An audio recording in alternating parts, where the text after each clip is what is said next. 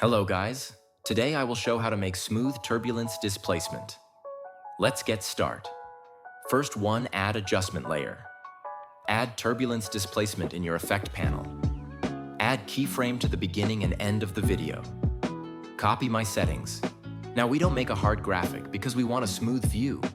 We make a light, soft graphic.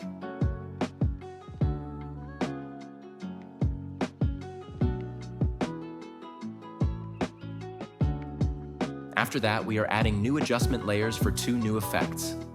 Add exposure and Gaussian blur legacy.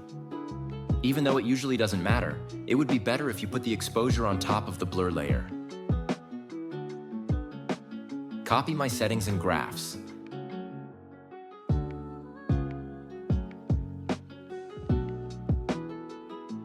If you wanted more sharper entrance, you can increase complexity or increase turbulence amount.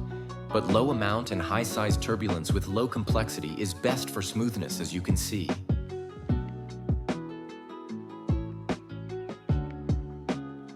And it's all. Subscribe for more. See you in next tutorials.